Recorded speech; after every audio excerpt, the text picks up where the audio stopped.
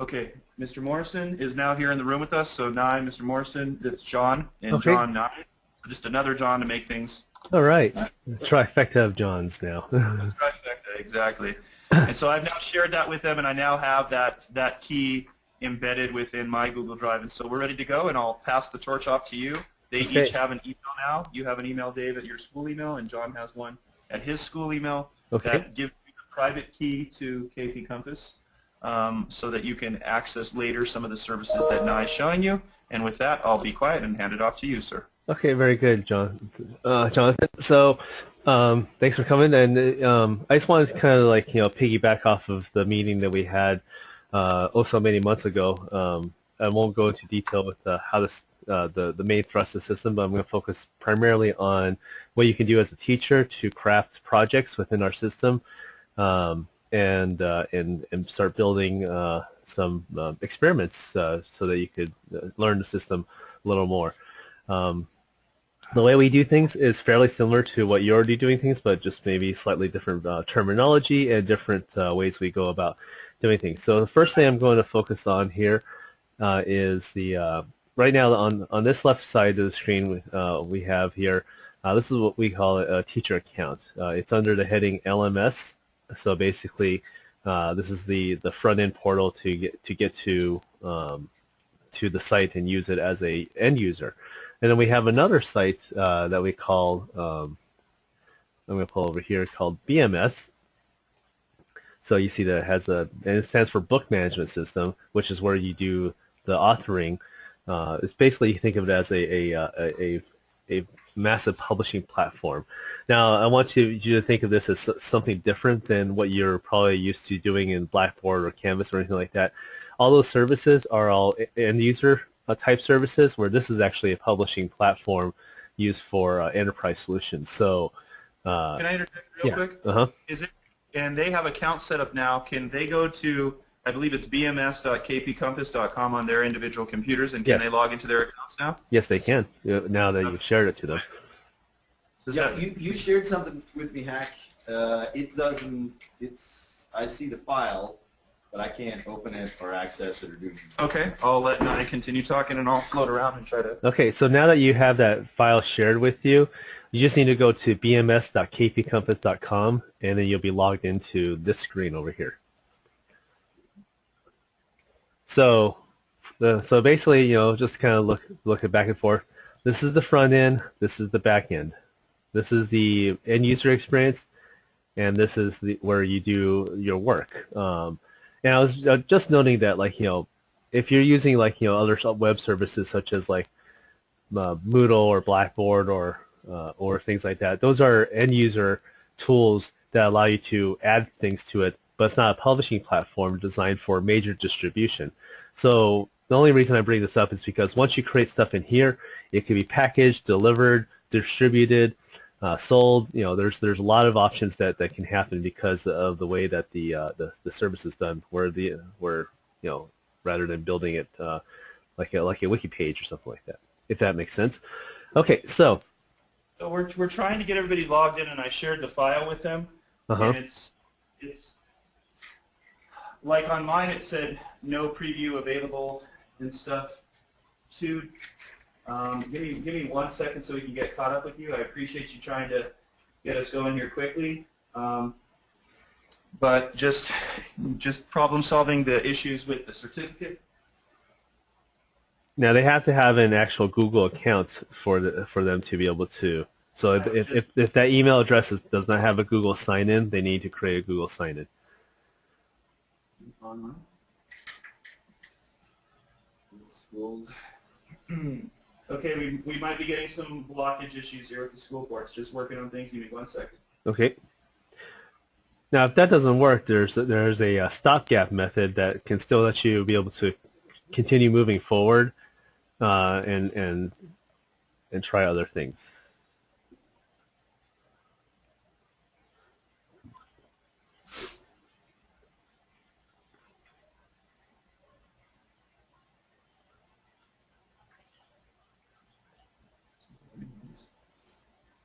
So if you're unable to log in right now, let's not worry about that, because that won't preclude you from being able to experiment with it, because there's other tools that I have available that you could still do the things, but not using this yet. You can probably do that later tonight, but you could. But we have other tool sets. Go ahead and continue.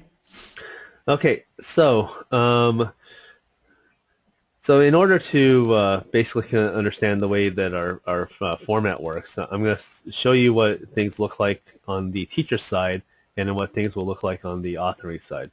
So in this class, I have a few modules placed in here.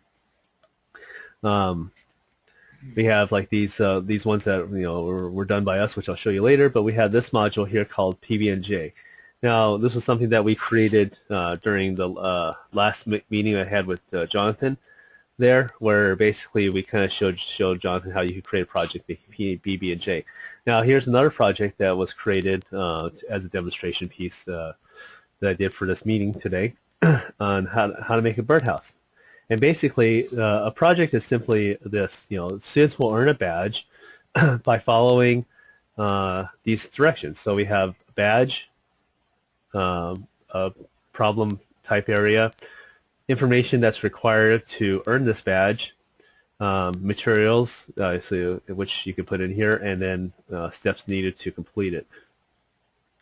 So, and then at the bottom here we have evidence, which is in the form of reflection question prompts, like reflection questions, and then possibly a grading rubric that's set up by you. And each of these you added through the authoring tool that they're currently able to access with their usernames and passwords. Yes. Mm-hmm. Okay. Exactly. So this project is one on how to build a birdhouse. So we have instructions here. Now in this area, this is what we call the informational piece. So besides building the project, we give them the information that they need to succeed in that project. So here are 10 pages of information that are used to build the project. The first one here is, you see this with the clock symbol here, is another project. So the idea is, in order to earn this badge to build a birdhouse, they have to first complete this project on designing a birdhouse. So within this, here's another layer. So they have to complete this project, which has these 3 pieces of information. And once they complete it, they get this micro badge, I guess. So what I want you to think about is a project it can be done in multiple stages. So when you're building a major project such as designing a birdhouse, each of these can be micro projects that the students work on, complete, and then eventually earn the mega badge or the master badge. So we have here nested project, and then you can also do a third level if you want. You can actually do multi levels if you really wanted to create a project, but we don't recommend going more deeper than 2. So within the content structure, we have this, and then we have another page here on making a birdhouse. And as you can see here, what I did was I cobbled together information from Instructables. So basically, I just kind of tossed that information in really quickly, just so that for the purpose of this demonstration, that I made this project based on existing information on the web that's freely available in less than probably about 5 minutes of time for me to create this project, because I just basically said, okay, these are all the steps. Can you just show us real quick? Like, I have Dave now looking at the portal, the BMS Compass portal. Yes. Can you just maybe show a few clicks on how that was created? Yes. Because he could see now the same hierarchy that you can see on the right window over here. Yes. So we see what the student sees, but could you show us a little bit about how that would have been built on the teacher side? Mm-hmm. So on the teacher side, we have over here is the hierarchy. So without going into too much detail, because this will be something that I'll be discussing in great detail with Jonathan, this is the what we call the company. The company or the institution is Santa Fe High School. So within that product here, we have what we call the next level here are what we call books. So it could be based on subject or anything like that. We created a book called Sandbox. These are distribution points. So when you distribute something, everything within this will be distributed to one person, so on and so forth. So within Sandbox, we have our module called PBJ. Oops, let me go over here. Which then contains currently 2 projects. So in order to create a project, let's go ahead and do another one. I'm going to add a project here, and then it comes out as Untitled. So after you add a project, then you go into the project, and then you start filling out the information. So this one, I'm just going to go into the one that's, make a birdhouse. So here's make a birdhouse, and then in here we have a description, which I basically copied and pasted from a website, materials. You have all these clickable areas that allow you to add things, upload a badge, write the steps down, things like that. Then over here, under the concepts area, this is where I cobbled together the information from the web. So in order to do that, I come over here, I click on Add. I selected Web Link. There's a large variety of things that you can choose from, but Web Link is probably the easiest one if you want to use existing materials online. Then I come over here.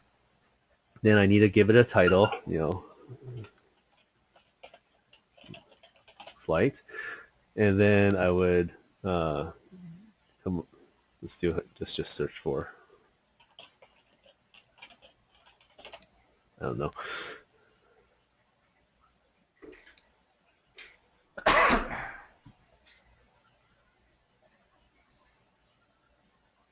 Paste the URL, press enter, save. Okay, and then now that that's there, so we have just basically created another page here. So page creation is an important part of our mastery system. So so this is how you basically put content together, and let me go ahead and show a preview of that over here. Looks good. Can I interject? Can you highlight the knowledge coordinates part, because I think that's the part as far as building PBL units down here. Mm-hmm. And can you review, if you would, because you know better than I, what those tabs each say and how those tie into the LMS? Okay, so for knowledge coordinates, it's a component within our system to basically track the standards that are being deployed in a given piece of information. So within this project, you have basically these 3 types to add. Objective is the most common. Career is terms are next, and then career is basically if you want to attach a career objective as well. So over here, we already see that we have a knowledge coordinate called BMA IBT-3. I just picked that one at random, and what that actually is a standard based on word processing. So let me go ahead and add another one. So when you click on the clicking on twice. When you click on the objective, basically you could create your own. You could call it, say 1. Type in a description, choose the levels and what standards you want. But if you want to use Common Core State Standard codes or certain code bases that we've already imported, then if you type the letters that are associated with that code, let's do ED11 just so this fake, just for example, then that automatically puts in, which in this case is tied to group management skills. This is basically a meta tagging feature that allows us to, or allows you to be able to show that certain standards are being addressed within this particular project. And then as far as requiring certain resources for a project, could you show on the teacher side where we can choose to put the rubric versus where we would put a cloud link versus where we might have just a simple entry or short response that they'd give us? And can you show where those features can be added to a project? Yes. So resources allows you to add and upload files such as like a chart or diagram or. Well, let me give an example. So the birdhouse project I chose for you guys and told him to highlight that because you did that. So let's say one of the criteria is that the kids get a QR code to put on their birdhouse. And so before they're ready to get to actually fabricating the birdhouse, you check them along the way. So you might say, I want to see that you have a QR code. So you could create a resource, and here he's doing it right now for us down there, and you put in QR code creator. And so you create a resource, and part of the greater PBL unit is that you need to demonstrate that you can go to a website, generate a QR code, and upload it. Now that's simple, but it's for demonstrative purposes. Does that make sense? The other piece that, in terms of my class, is if they've, can they upload one of the 3D models that they've built in my class? Yes. Right. And so, how do I create a space for them to just, to upload that once they've saved it? Well, then let's go back to the evidence portion here. All right, so resources where you could put resources for the students to see. So when I put that create QR code creator link here, it'll show up here under resources. Let's go and jump over to what a student experience is so that you can kind of have that perspective. If just real quick, okay. Could you go back to where you were? Because you did a lot there that was important. So if I may, I don't know if you can see my mouse. Nope. On your. I can't. Okay. But right here, Dave, so under resources here, by requiring the QR code as a resource, now the student sees as part of the birdhouse project that when he refreshes down here on the left, where it says sample building plans, it will instead add, once he refreshes, it will add the QR code. So, so now it added a resource. Yeah. But what NI, architecturally speaking, resources are a little different than evidence sources. So what you're getting into, the way he has this, is evidence. So he's going to show you that to you now. Right. Resources be, you're going out, kid, you need to go look at this. Yes. You need to go read this. You need to do whatever. But then, you're right. I'm talking about the evidentiary side. And his semantics, as he stated earlier, are a little different than ours in some areas. Like what we're used to saying might have a different word and live in a different space. Are those but they're retitleable? Can we change the title resources to something else? No, those are all standardized across the board. So unless if we have those are standardized on your end, but we can understand what they mean to us. Yeah, absolutely. Okay. All right. It's only about teaching that language to kids. Yeah, and I do want to take a moment to kind of expound upon the difference between resources and concepts. Resources are basically information that you give to your students to aid them in their quest to complete this this project. But that's different from concepts, which you stated earlier. Go read this. Well, go read this would come into this area. This area runs differently than here. Okay, there's nothing wrong with putting this part in the resources, but the difference is in this area is testable. So this is testable content versus non-testable content, if that makes sense.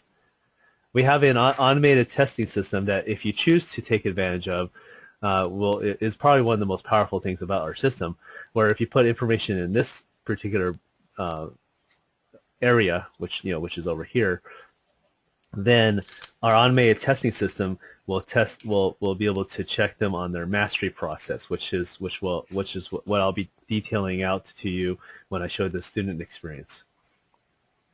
Okay, so I want to just make sure that did you guys fully get that? So and I want to get your terms right. So which ones go into the mastery process? Did you say concepts? Anything that you want them to test their knowledge on. So okay, so if I may interject, so leading up to the project, like getting like green to show that you've demonstrated some critical numeracy or some critical literacy. Anything in these concepts here, this upper right, remember when we talked about this?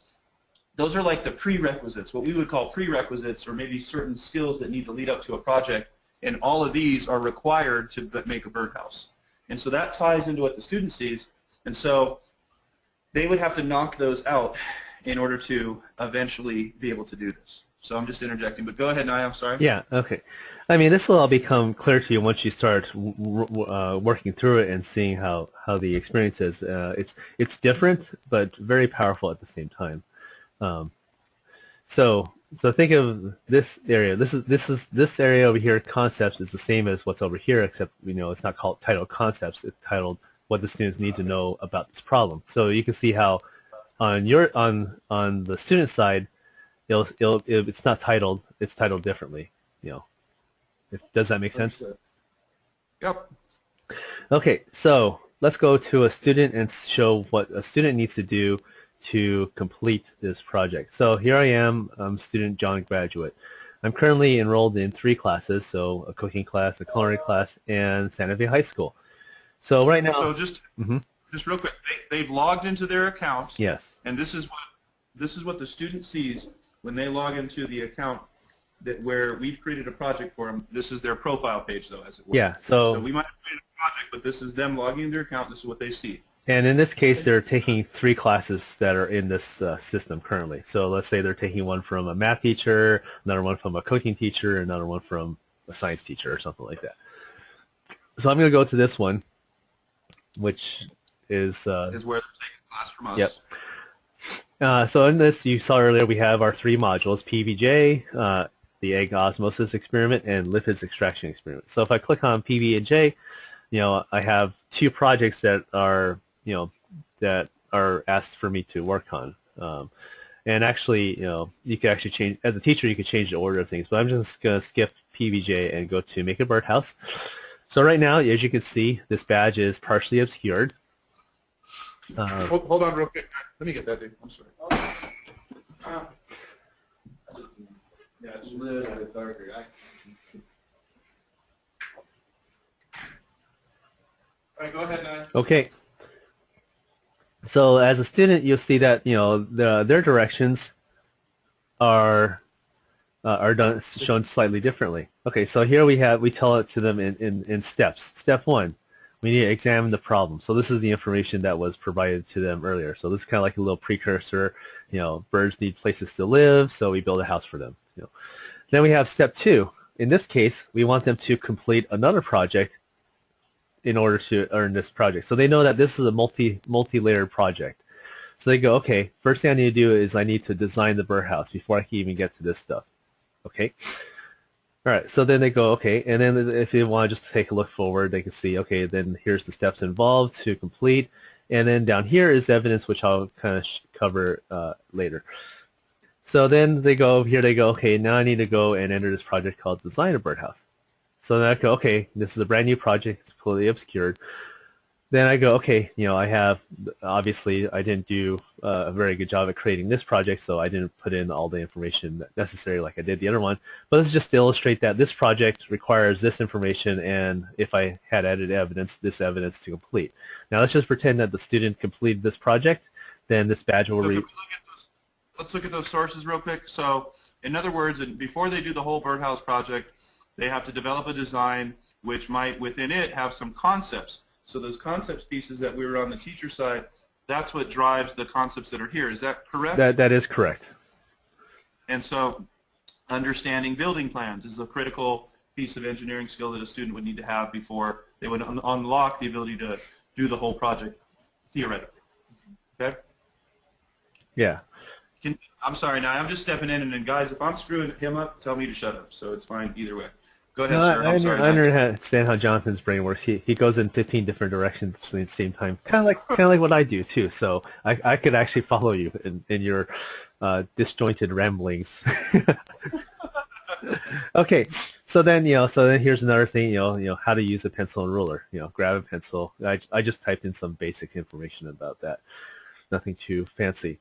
So then they complete this project, and then they get one step further. Then then we have. Just to be clear, they're gonna click check knowledge on that, right? Yes. So when you're on design, they have to click the check knowledge link, right? Yes. Okay. Can you show what that looks like, just real briefly? No, not in this current progression. I'll show that to you later because I didn't create a test. That's actually is a little more involving, and I didn't want to spend the time on that because I already had other projects created for that purpose. No, that's fine. Okay, so That's a good. so then so they complete the project. Now check your knowledge is very important, but I'll get back to this later. This is where the students test themselves on the information that they just read. So we told them, here's information that's needed to complete this project. So they already finished design. Then they need to read about making it, painting it, and so on, the additional steps necessary. So so here we go. And then I'll show you the check knowledge part, but basically just kind of keep in mind, this is when the students click on this, they'll be asked questions about each of these steps in one testable format, and then they'll be given feedback as to what areas they need to improve. So because just to briefly illustrate, this is what we call our personal digital tutor. So the students will be like, okay, I read this information, I need a knowledge check. So this system will test them on the information here and say, you did okay on this, you did great on that, you did terrible on that, so go back and read this again. You did terrible on flooring, you did all right on letters, and so on and so forth. And then they could go back and check their knowledge again and be tested on it again and again. Okay, that's a brief summary of a very complicated process, which I could go about a whole hour on if we wanted to dive into that. Just to recap that, they're getting colors. They're Yes. getting like red, haven't mastered it, green, you have. They have a place to check that. You had to, we'll have to create those evidence sources. I'm not using the right name, okay? We'll call them questions. Questions and stuff. You have to create questions so that it can grade it for you. Right. His system can't grade it unless we tell it how to grade it. Right. So you have to build all that in on the teacher side at some point in the future for the check your knowledge to work robustly. Right. And now we do want to see that when you've got something that here in a moment that you can show off on the check knowledge, we definitely do want to see Yes, that. yeah, it is a very powerful automated system. You know, it has artificial intelligence. We're at the right place. And all that kind of stuff. Okay, and then we have steps, and then we have evidence. Now, in this case, the student needs to achieve a mastery level of an average of apprentice. So apprentice is basically our mid-level, which is a good level to set. It just means that based on their knowledge checks, they show a decent amount of knowledge about it. You can also set it to scholar, which is like the highest level, which will drive them nuts, or you could do novice, which means that they have to at least look at it once. So basically, this is evidence is a requirement. So as they complete each of these pieces, the piece of the pie will get larger and larger and larger. So I'm going to come over here and I'm going to submit a reflection question. So this will be something that the teacher will be grading. So what was the most important thing I learned?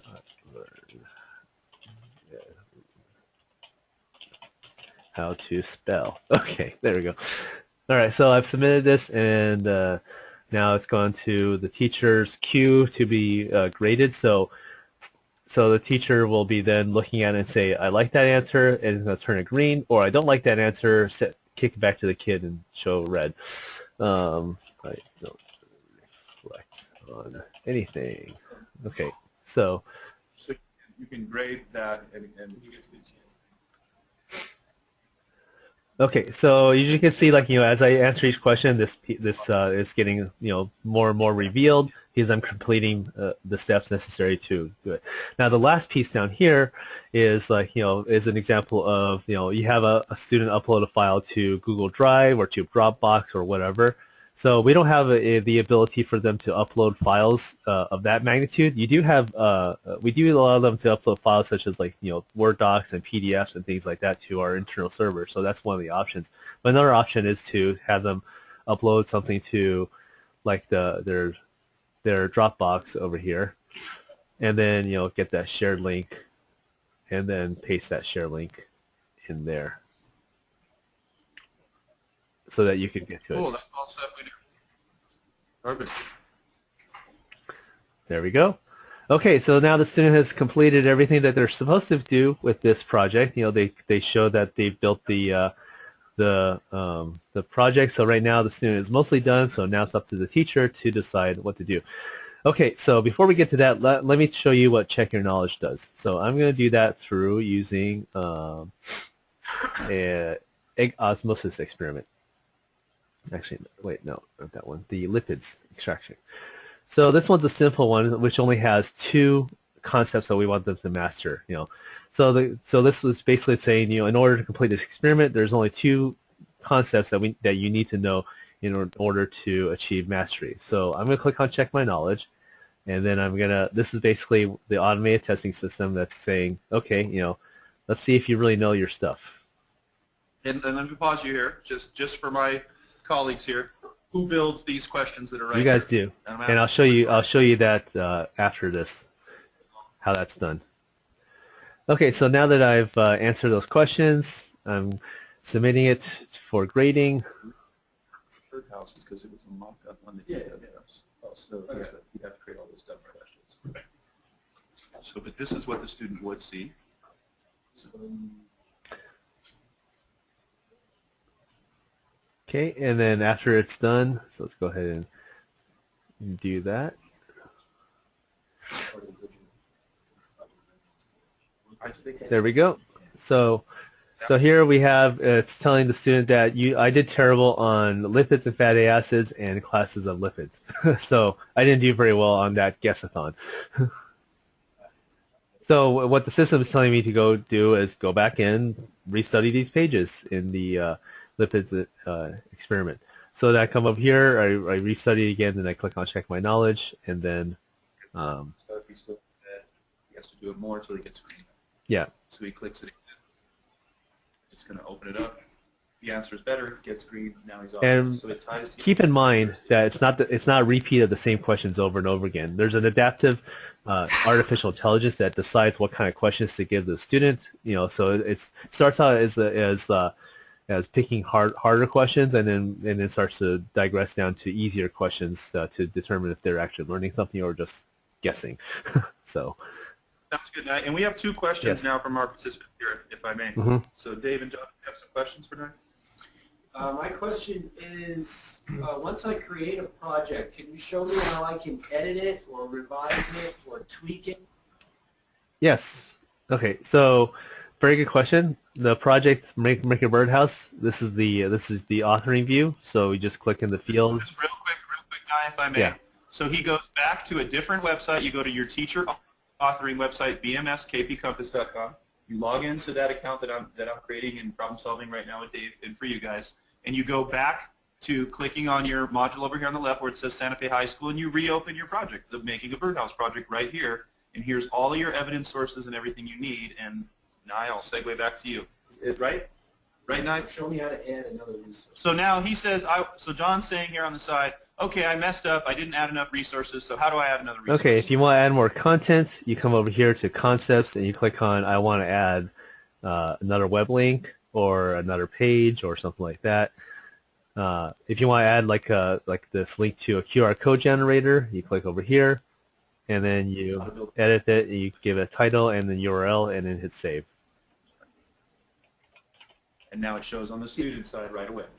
Neither the resources can those be things other than URL driven? Yes, like the sample building plan is actually well here we can do a file. So you want to upload a file. Oh, okay. I didn't see the file piece when you clicked through. Yeah. So you can do files or URLs. So. Awesome. Okay. Perfect. Okay. So. Can you briefly show, just because we've had it's crazy in public school, so we've had people coming into the room and interrupting us on the side, and we've been kicking them out and doing our due diligence. Can you show how that resource that you just added here called something appears now for the student, flipping back to this window? You could? No, I can't because it requires a whole publish run. So the thing is, this is the building part, and then I would have to click on publish here, which basically goes through a data compiler, which basically packages the resource, cross-checks it for errors, and then do that. So So what's our standard delay time for when we update or edit things? Well, normally, since your project is actually very small, it would only take a few minutes. So as it grows, it might take 10 minutes, 15 minutes, or something like that. So. But your software is checking. When we click publish, your software is checking to make sure that what we've uploaded and changed doesn't conflict with anything on the LMS side. Is that exactly? correct? But on top of that, it also checks and makes sure that as it's publishing and putting out the changes, that any existing user won't be affected adversely. So it's a big checks and balances type of run. It's not just like you publish a website and then you go. There's a lot of intricate dependencies and nuances and connections of how this content is connected to another piece of content, and then also the data-driven aspect of the. We get it. So anyway, just a quick question though, because it's a follow-up. It's a follow-up to his question.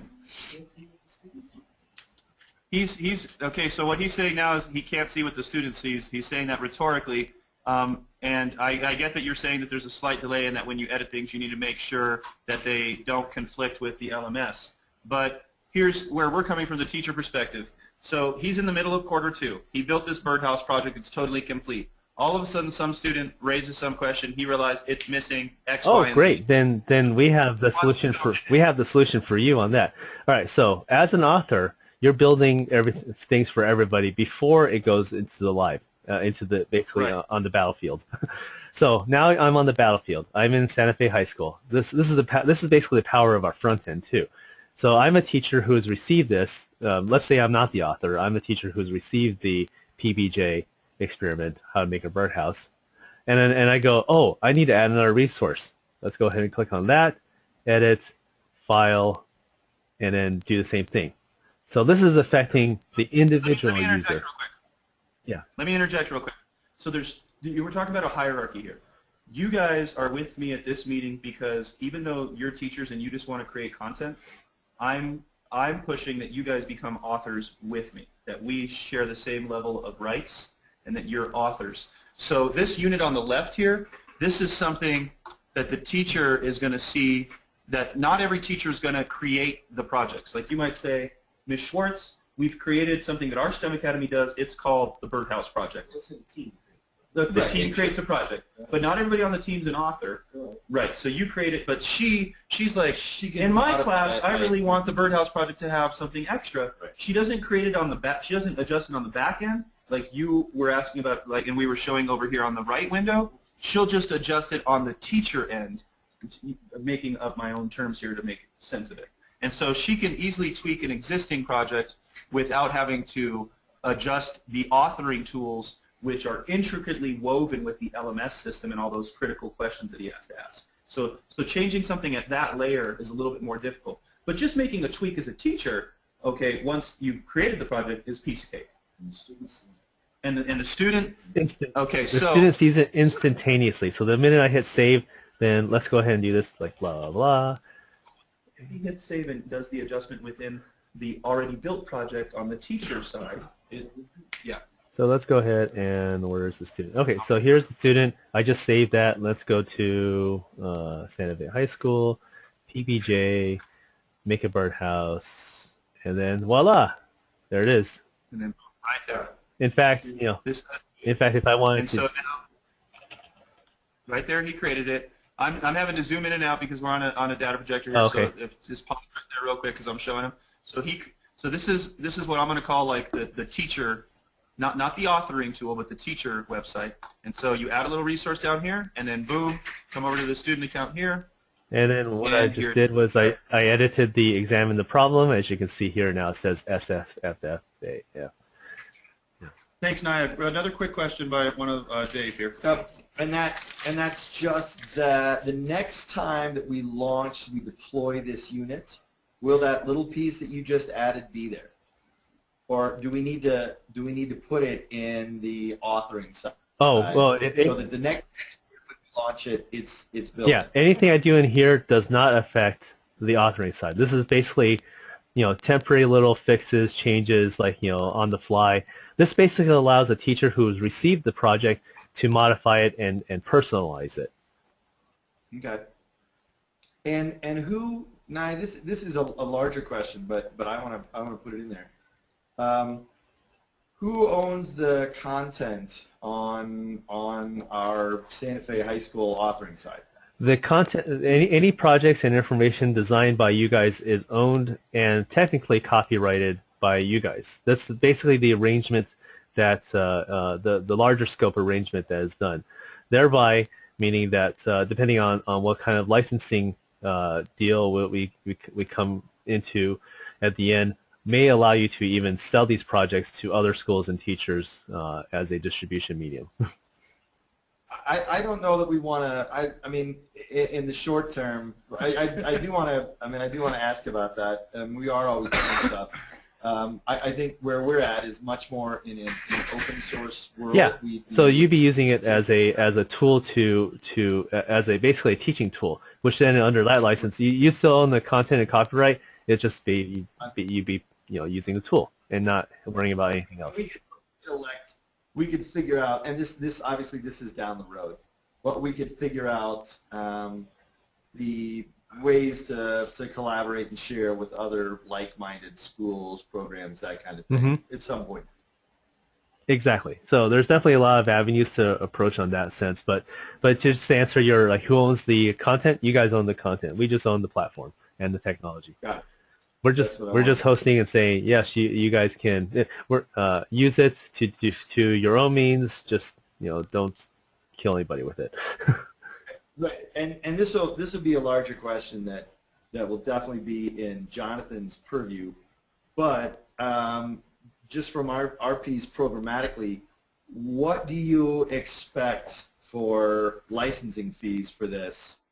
For something like 10 to 20 teachers. I'm sorry, I just got cut out there for a second. What do I expect for licensing fees? Oh, fees. For 10 to 20 teachers, 200 to 400 students. That's a very good question, and that's something that I will be hashing out with Jonathan here in the next few months or so. Okay.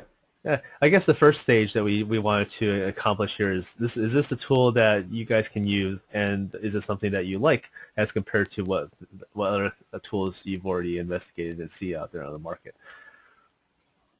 Right. There's and Jonathan is a lot. Our PLC chair just said yes, just so you know, and then I'll. I would say that Jonathan has been much more proactive and knows what's out there educationally in a pretty deep and rich way. But I will tell you that from my perspective, there's a few things that I see as extremely useful. I like the badge piece, and I like on the very front. When you went back to the student view and sort of like the very first screen, the home screen for the student, what I like a lot is that piece, and we can't tell you how often students come to us and say, I got it all done, or I didn't know it was next, or you never told me, or some variation of that. And essentially you've created something that it's not exactly a Gantt chart, but it functions in much the same way, that shows you completion bar and what's next. Exactly. And that would be extremely useful for inside and outside of the classroom. Kids missing, kids here, kid missed yesterday, isn't sure where we're at. So I would agree in a long-winded way with John, the other teacher that's here. This would be very useful. I can see there's a lot of planning. It forces you to do a lot of front-end planning, but that's not a bad thing. In fact, that may be the feet to the fire piece that we're kind of missing. That it requires all of this stuff before you go launch a project, and so yes, helps you plan in the sense. There's an immediacy of feedback pieces. I think we can find a lot of use for this. Great, thank you very much for the feedback. And just let you know, it's a sophisticated platform. It's very well put together. Thank you. It's taken many years of work, and we're definitely trying to get it in people's hands like yours. But the best news is that as you guys still start using it from your perspective, because right now our relationship is with content producers, publishers, corporations building training programs, is that anything that we do differently can be improved. We will improve. So so it's definitely an evolutionary process. Right. So okay. So awesome. Just keeping an eye on the time here. We have about 20 minutes left that we can use. Okay, good. What did you have left planned? And also, Dave and John, what questions did you have left? And maybe before we jump into it, Nye, why don't you say what you had originally had planned left, and then maybe we'll see if Dave and John have any concerns that we need to fuse together with the time that we have left in our meeting. The last piece that I needed to talk about is, before you so rudely interrupted me, just kidding, is basically what happens after a student submits evidence. So this is the teacher's screen. And then here's the evidence. So we have John Graduate right now. Basically, just quickly on here, you'll get more information about this. This is saying there's 11 evidence points that are currently in this student's portfolio. Depending on how many projects you have, this is just saying there's 11 left. One of them is up for review. Six of them are up for review. One of them is in red state, which is apprentice. So here I have this project here. So basically, this is the student that as a student I entered this. So if I like it, I'll accept it. If I don't like it, I reject it. So let's say I accept it. Good, turns green. I don't like this, so I reject it. So it goes back to the student as red. Basically, as I accept and reject, the piece of pie over here gets smaller and smaller. Let's go ahead and do this one. Make a birdhouse. So this will get larger or smaller depending on how I interact with it. Then I say, okay, I got the Dropbox link. I accept that. And then I also have a grading rubric. Now the grading rubric, this is a grading rubric that's fully sussed out. You don't have to create something like this, such as this scientific method rubric. But basically, a grading rubric is, well, yeah, you know what a grading rubric is. So you click on each of these fields, and you can see that there's numbers appearing over here on the right that basically give you a score. And then, so let's say the student did this rubric, that you scored it, you accept it. Now, to get started, feature that accept that the student has met the criteria of the rubric. Yes.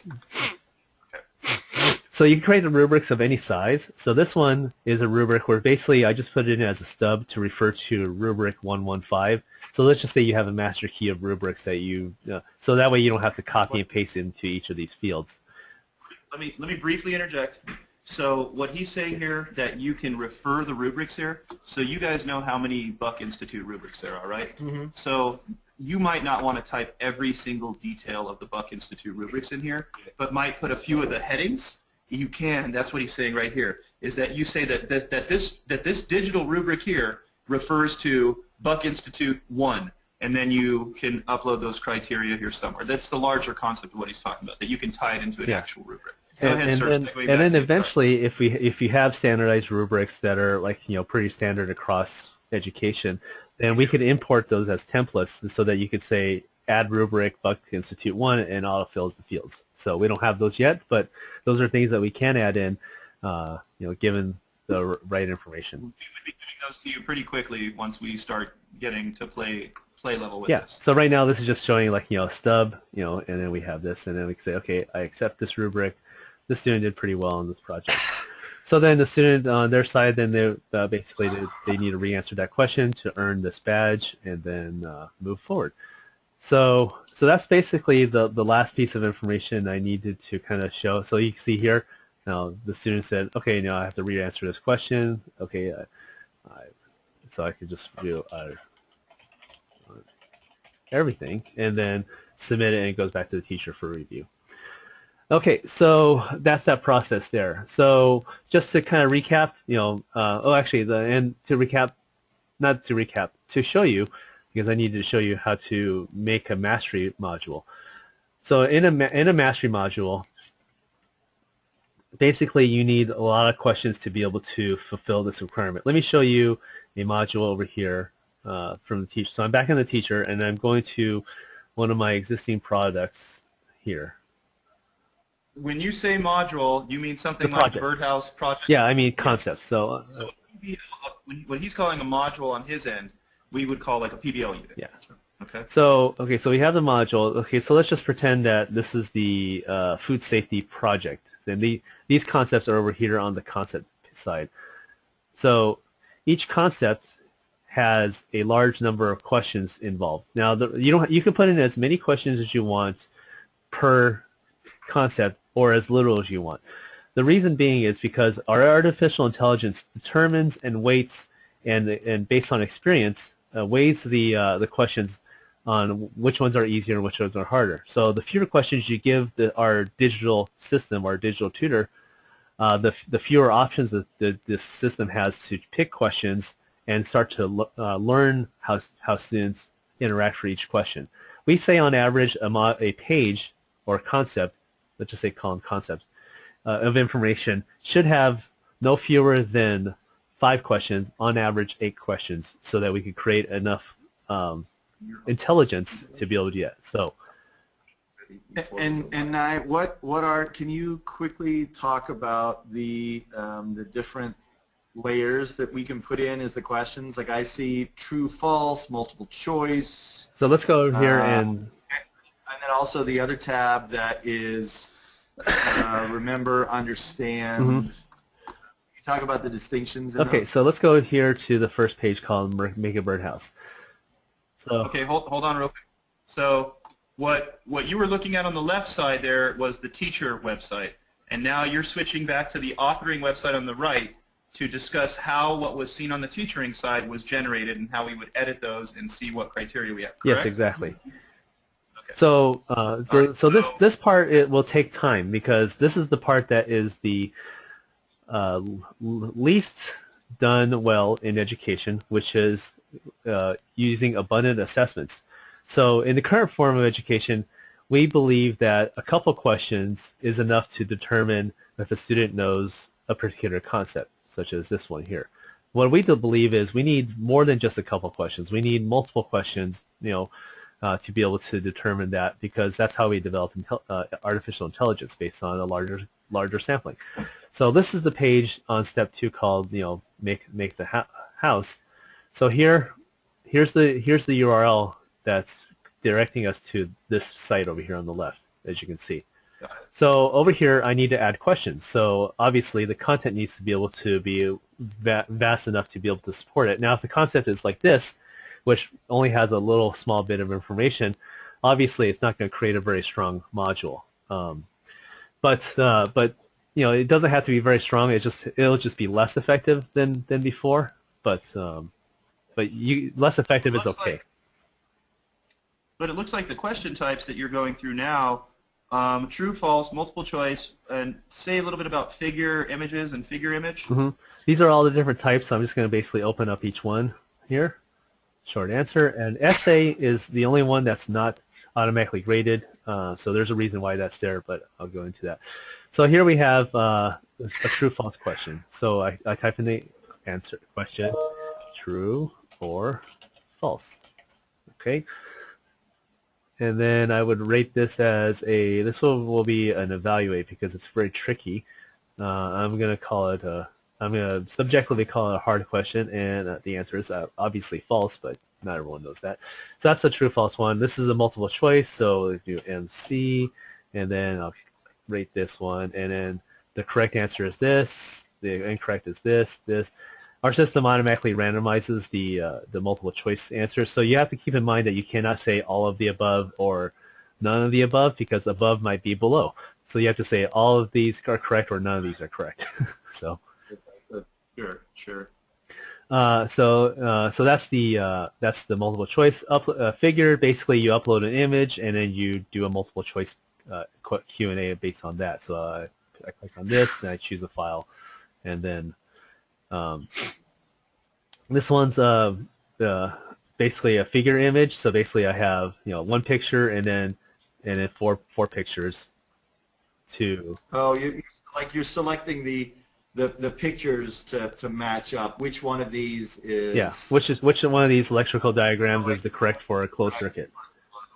Okay. Yeah. Got So it. the question will have images. Right. Okay. I like that. Super robust. Yeah, because that a lot of times in the quiz builder stuff that we have access to, often you can upload an image to build a question around. Very rarely can you use images as response. Mm-hmm. Yeah, exactly. So this is a very powerful tool. Just somebody real quick. Nye, this is Miss Massey, our principal. She's entered the room and is here to hear a little bit about this. This is Nye Wayne, who I met at high schools that worked this summer. Good morning. Good morning. Thanks for being Oh, here. you're very welcome. I'm very happy to share our program with these wonderful instructors, and I think that from my understanding is they're going to do some really amazing things with it. They already are. They're great. Thank you. Okay, and so our PLC chair had a request that if you could go back to a certain area, since we have the good fortune of having our principal Okay. here. John, what? Hi, could you go back to the part where the rubric was up and you were clicking on Oh, certainly. different the assessment piece? So on the teacher webpage here on the left, he's now going to navigate to the rubric.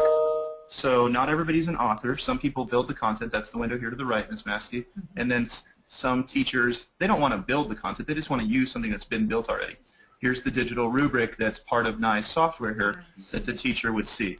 And so you can zoom into these criteria and see the scoring and different things here. And these are any rubrics that we want. And then the teacher is willing to say, did the student meet these? And then click accept down here at the bottom. How did I do, Ni? Did that sound correct? That sounds like the perfect explanation of what I Is he explaining it? No, and then once the rubric is filled out, then it's transparent on the student's side. Yes, they received the score, so they got 10.4. Can they see the checked boxes? No, they do not see it currently. So if you wanted to share the rubric with them, then you need to basically pull it up on your screen. So there's an internal debate whether we should allow for that or not. Right now, it's not, but it could change.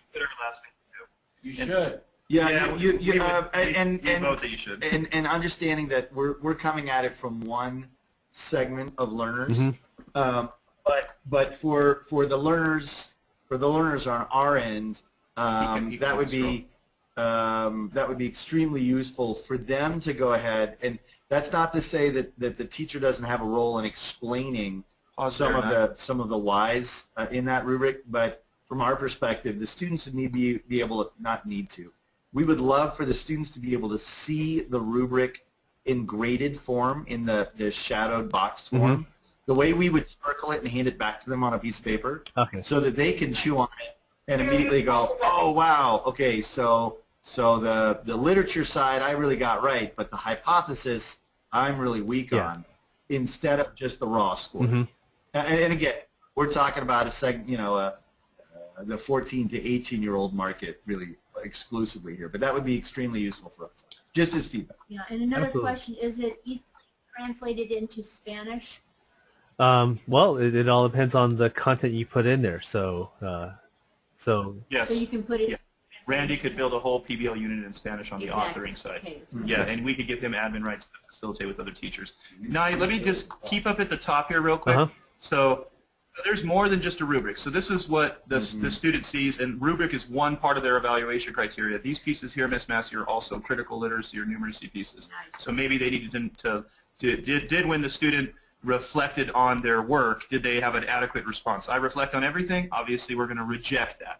Once we reject that, it turns this to red, and then less of the student's badge is uncovered, and they have to go back and complete that, and so on. And I brought up the rubric issue with Nye. As I understand it now, what he's done to mitigate that, guys, is he's created a way to link up to the actual rubric from Buck Institute or whatever we use for the meantime, and as he's assured me that he's exploring that with his team, and eventually going to consider a student-side rubric, but I think it's up for debate with you guys still, right? Yeah, I mean, not to belabor the point, but we measure everything that we do, and we're trying to figure out progressive ways to do things. So everything is debated. But at present, the student can link to it and get a digital. He can open a PDF of the rubric in a different window. Yes. And so there's something there in the meantime. So this badge is not completely unlocked. There's 1/5 of the badge that needs to be completed before that badge is fully up. So they haven't done enough to use the critical numeracy and literacy. They haven't done enough of what he calls learning concepts. Nye calls learning concepts. We would call critical numeracy or literacy. They haven't done enough of the basic work to do the project yet. And now, can you go back, now that I know I just asked you this, but can you go back to the student's homepage? Oh, sure. So that we can see the 3 classes. Yeah, we can see the 3 classes. So then for Ms. Massey, so you can see the progression. It's not exactly a Gantt chart, but it does the same thing. That's your progression going across this way. And it also goes down. It shows you your next steps. So this would say something like Principles of Engineering, Mr. Forrester. Right. And then down here you'd have Making a Birdhouse. Right. Then you might have, Creating a Minecraft, blah, blah, blah, whatever, stuff like that. Or Zombie Math, and you'd have all your different assignments down here. And then this would be Forrester's class up here. You'd have like Schwartz's class and then her different assignments. And then the student sees their overview page here showing their progress in each of the classes. Right. And what's nice on our end is yellow means the kids submitted it. right? Well, Correct me if not I'm- in this sense. Right now, this is showing that they've only got maybe to apprentice level on 2 of the modules that they've currently worked in. So, Okay. So, and those are levels that we as the authors can determine. I mean, there may be for some concepts it's either a red or the green. You've either got it at this level or you don't. As an example, on a safety test activity, you've got to master it. There's no intermediate. There's no novice. It's mastery. You have to have that before you can move on to the next piece. technically, no, but you would set it up as a requirement to make it to Scholar, so they would still see the level. Yeah, yeah. So there's a way to, yeah, so in the language of your system. And so, but Green. the difficult part is getting the authoring tool to speak to this tool. So this is the LMS ranking. This is like a ranking LMS, learning management system side that the student sees.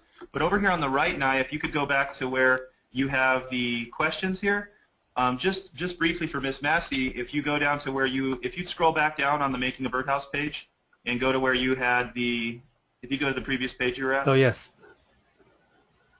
So here I'm at the page. And right here, so when we put in these questions for Nye, we're ranking them with Bloom's taxonomy.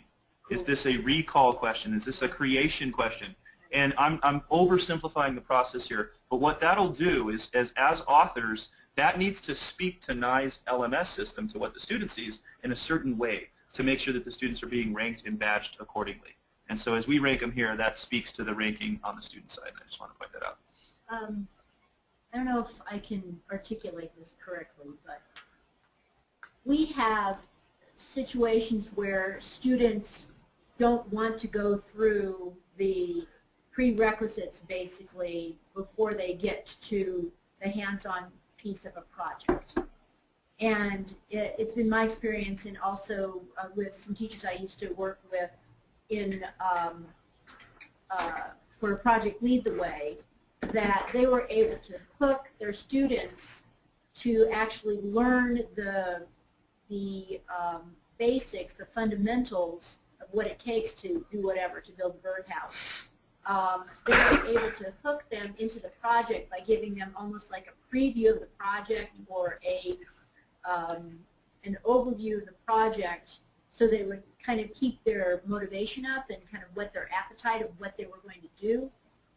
Is your system built so that it's kind of like teasing them that this is, that the purpose of learning this rudimentary material is that you will be doing this without losing them along the way? So that's kind of a pedagogical and a motivational question. Because I know, for example, you're working with power tools, you're going to absolutely have to have the kids pass all the safety stuff before you allow them to, to work with a power tool. But is your program designed that way that kids have to, I guess, is it spiraled with the project so you keep the kids wanting to move into the project? Mm-hmm. Is that a way to describe that? I think that makes sense. Oh, yeah. Nye, what's the answer? Well, the answer is kind of yeah, kind of no. So, so first off, let me just address the first because there was multiple layers of points that were addressed in that question. The motivation aspect is actually very intricately woven to how the project is designed. So this particular project called Make a Birdhouse, you can set it up as this is the end result. The end result is to make a birdhouse. And then within the birdhouse project, this is the tease. This is what you're going to eventually build. But the first thing you need to do is understand design. So within that project, there's another project that basically is a component of that major project. So basically, to address that motivation issue is like, they know what the end result is. They're going to make a birdhouse. This is the badge that you're going to get. And these are all the different concepts that they need to master in order to do that. So let's say that in order to master this birdhouse project, they need to master, 10 separate mini projects. So basically they work their way through each of one of these layers, and then eventually they end up at their goal. So does that adequately? That's the kind of yes part, because the kind of yes is that they need to do these to as scaffolds to lead into the eventual project, Make a Birdhouse. Right, and they have to do them in order. The exact. They have to do that's them prior to the birdhouse. That's the kind of no, is that we don't tell them they have to complete this in order to make it to the next one. So if they wanted to jump ahead and look at making letters, Because it's so much less linear, especially working on a computer, Yeah. that, you know, they, just like opening a website, they bounce around a lot. So if you've got different kinds of That's right. learners, That's the kind of if they can bounce around and still complete the project, but how they get there is Yep. you know, the same outcome but different paths to get there. Yeah, I guess that's that's kind of my bottom line as I'm talking it through. I think, and that's the kind to know part, if I could, Nye, if I'm understanding you correctly, is that within the overarching Make a Birdhouse project, they're able to approach that project in any order. exactly, and that's actually part of our underlying philosophy, where we don't believe in saying you have to do it in order. We believe in, you know, hey, if you like making letters first, go start out with that. You know, make the letters. You know, unless if it's something that's critical. You know, you as a teacher would say, okay, you're not allowed to do this project until I see greens and oranges in every single one of these spots, and then we can actually go and do the project or something like that. So you actually do the check to make sure that they're ready for it, you know, based on your screen. But we also have an ability for students to change their preference of modules. So they could, you know, we give them the ability to rearrange what they want to learn too. So. There you go. Even there better. You go. That's so awesome. they can arrange. They can put things in their own order. Wow. Yeah. So it's definitely That's awesome. designed for definitely an asynchronous learning environment where, you know, and eventually, like, you know, this is one of our future goals is, let's say you create a project and a student enters that project. Well, maybe 3 other students have entered that project as well, and they're kind of ahead of the game. So then it's a group project, so they get teamed together because they've entered it into it at roughly the same time. You know, it's kind of like, you know, the team matchups in gaming. You know, if you enter into a team into an online gaming, and you say, okay, who's available right now at this current level, and then you guys get matched up and then put together. So anyway, that's the eventual goal, is to build. Eventually, what you're going to do, like team-based projects where that's the result, and it can even happen not only on the school site but also around the world. So let's say virtual projects, you know, that require students to collaborate and work together from anywhere. So Nye, we're about 2 minutes before the bell's Yes. going to ring here, so I'm just going to see if Miss Massey has any closing questions. If you had any closing comments, I can tell you got a lot of smiles over here on this side. I know you can't see it. I wish I could. Yeah, I wish I could be down there. So, and just between you and I, since we've been working on this since summer, thank you for your patience. These things take time, but I think we're moving in the right direction. John, Miss Massey? Yeah, I just if you've got a couple of schools, I think I've read an article on this. I can't remember The big Texas charter. when. Yeah, I think it was that. Who are those So, guys that you couple of- partner with in right, Texas that I met at your conference? That we could call as far as figuring out their mistakes in implementation, so we don't have to repeat them. You remember that guy, Nye, the guy that in Texas that has the charter school where they, I guess, they contract with you, or what was it? No, I don't recall that. I mean, we have a few schools who are using it, a handful of schools who are using it as a single teacher. You know, nothing as in the sense of like a team of teachers yet. So, but we do have a lot of users of our current curriculum, which is, you know, designed by publishers. So we have a lot of those. What's nearest to Santa Fe, New Mexico? I mean, as far as end users are concerned, I don't know. I don't recall any off the top of my head. I know we have some schools in Taos. I don't think we have any in Santa Fe. Okay. Yeah, Taos is good. Do you have anybody in Taos that Miss Massey could talk to Contact. about implementation and brainstorm ideas with? And stuff? Maybe an individual teacher who's used our cooking product in the classroom. So they're just using it as something that somebody already built and then just implementing it as curriculum. But nobody on the design standpoint, you know. So as far as like, you know, implementation strategies, that'll be something that I'll have to discuss with you based on my experience. And this is basically new, I guess, a new territory that will be kind of like based on, you know, what we've already done, but, you know, you're doing it slightly differently, so we'll be paving a new path here. Okay, and my other question has to do with setting aside budget for something like this, as far as what other kind, if there's specialized equipment, bandwidth requirements, anything like that, anything that's out of the ordinary or something that we wouldn't have already, just so that we make sure that our infrastructure would be ready for something like this? Just short answer is no. It's based on HTML5 web-based technology, so you don't have to build any additional infrastructure. The net traffic is very minimalized by our system, but if you're directing them to content that has massive media, obviously that will that will change unless if you do it based on internal servers. So minimally, there's very little infrastructure. The only other thing that's kind of like a requirement for this to work is for it to have like a Google-based type of infrastructure would help the authoring process. So, but but not on the end user. But on the end user, you don't have to. But actually, if you had a Google-based like an app domain setup, then it would make actually a lot of things a lot easier, because then you could just type into Drive, and then a lot of other Google assets that will become available. Right. We need from our endpoint to push our district again for opening up Google. Right. Yeah, we have that at one of our schools out here at the Mandela School. It's something we're pushing for here. So, but you're saying that would make it better, not required. Yeah, not required. It'll just have a smoother integration. So. Another reason why. Okay. Anything else, John, from you that you'd like to ask Nye? No, it looks great. When can I study? Okay, so Nye, can I problem solve via email with you today? I'm having issues with the authoring certificate. Yeah. I shared it with Mr. Morrison and Mr. Forster. I know that your project design, that you don't want too many people, tinkering with stuff, but I've expressed to them the concerns about authoring, and John and Dave and myself, I'd like us to be a team of 3 authors if that's possible. Yes. I'm having issues with the certificate. The certificate is in Dave's Google Drive. He logged into his Google account. He has a certificate in his Drive, but he has no Santa Fe High. And when he goes to bms.kpcompass.com, he doesn't get a login screen. He gets a login screen. He's able to get there, but under organizations, Santa Fe High School does not appear there. Okay, that is strange. So that's something we'll have to troubleshoot. It should just instantly be there.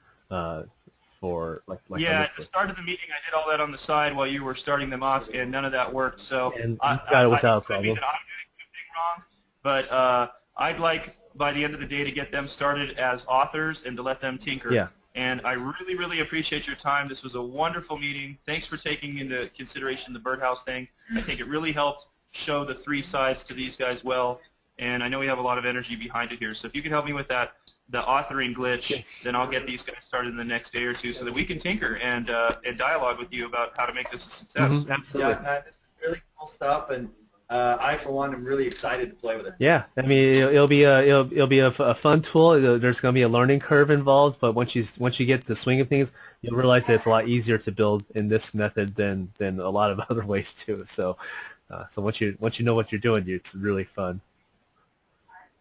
Cool. So I don't know what the best way is. If you want to reach out to me or maybe send me some instructions on what I should have done for Dave or John, and maybe I can retrace those steps because it's simply not showing anything. I would like to maybe later on today, if you have time, or when we could make time, do a screen sharing so I can see what's going on your screen, so I can kind of Perfect. Can I call you at 1 o'clock New Mexico time? Let me check my calendar, and I should say tentatively yes. Yes. Maybe. Okay, we'll just say a maybe. But yeah, go ahead and peg me for that time, and then we'll see how it goes. Does 1:30 make it better? 1:30 would make it better. Yeah. Let's make it 1:30. Good. Naya, I really appreciate your time. I'm going to let you go, sir. All right, you have yourselves a great day, and thank you very much for the time. Thanks, Naya. Appreciate it again. Bye-bye.